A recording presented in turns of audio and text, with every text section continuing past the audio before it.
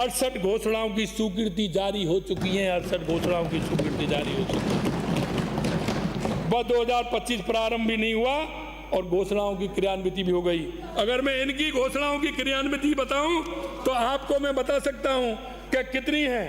कांग्रेस के 5 वर्ष में 4148 घोषणा में से लगभग 1921 घोषणाएं अपूर्ण हैं और ये अपूर्ण हैं 1900।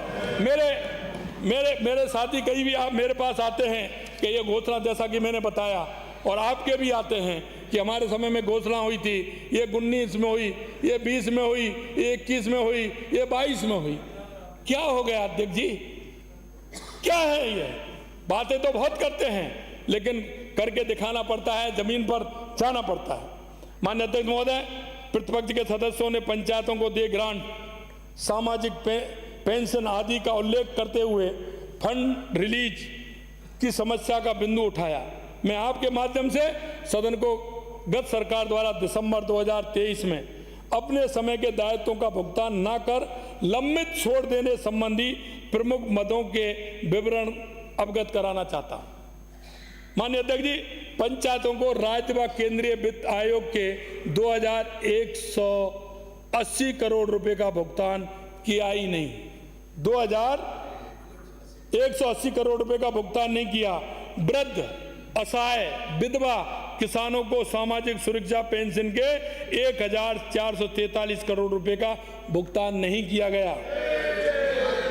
किसानों के कल्याण की योजनाओं में 1316 करोड़ रुपए का भुगतान कहां हुआ, ये तो बताएं।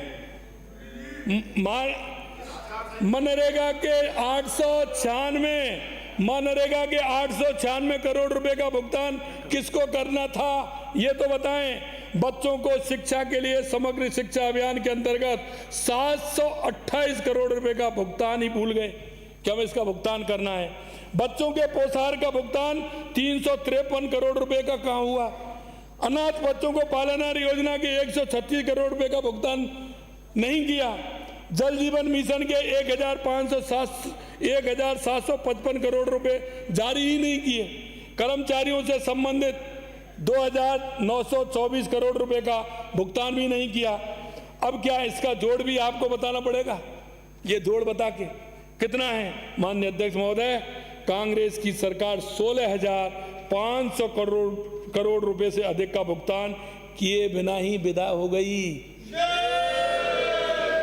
ये भुगतान ही नहीं किया। इस विवरण से यह स्पष्ट हो ही गया होगा कि इनकी सरकार काम करती ही नहीं थी।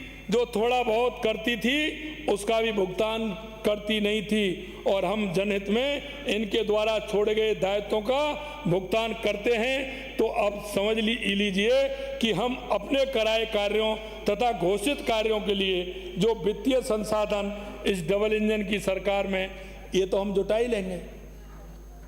अध्यक्ष महोदय, मैं आपके माध्यम से सदन को विपक्ष के माननीय सदस्यों द्वारा भुगतान के संबंध में उठाए गए कुछ बिंदुओं की वास्तविक स्थिति भी बताना चाहूँगा।